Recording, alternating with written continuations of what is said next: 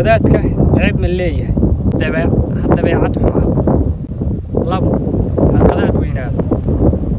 saddex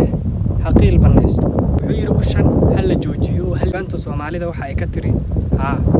joojiya bannaan la jeefiyana bannaan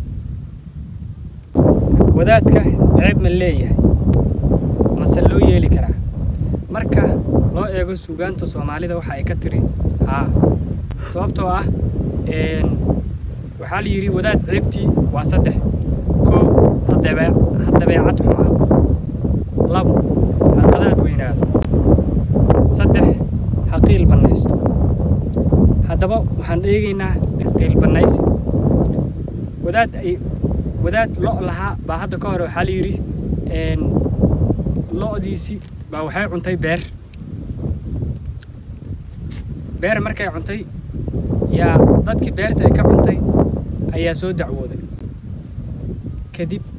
wiilal asaga uu dhalay iyo dadkii beerta lo'da ay ka cuntay waa is soo raacay waxayna u yimaadeen wadaadkii waxay ku dhaheen waxaan u baahanahay balki iyo masagadii ay naga daaqday lo'da wiilashan dadka ayaga maysan maleynaynin wiilashan in wadaad ka dhalay kadib wadaadkii waxay u soo aadeen in uu u xukmiyo masagadii ayaga ay lahayn oo lo'da ay ka cuntay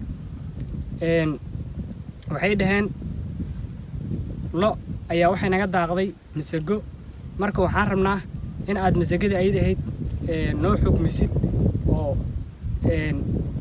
kitaabaha aad noo fiirisid ama diinta dib aad ugu laabatid waxa anaga xaq u leenahay waxa ayaga xaq u leeyihiin kadib wadaadkii wuxuu yiri masagada intay la ekeed nimanka beerta la waxay dhaheen masagada waxay la ekeed qof joogi kadib wadaadkii wuxuu yiri ii soo qabta ul la eg qof joogi ushi baa loo soo qabtay wadaadkii wuxuu yiri ushan hal la joojiyo hal la istaajiyo marka la istaajiyo kadib masagaha lagu shubo usha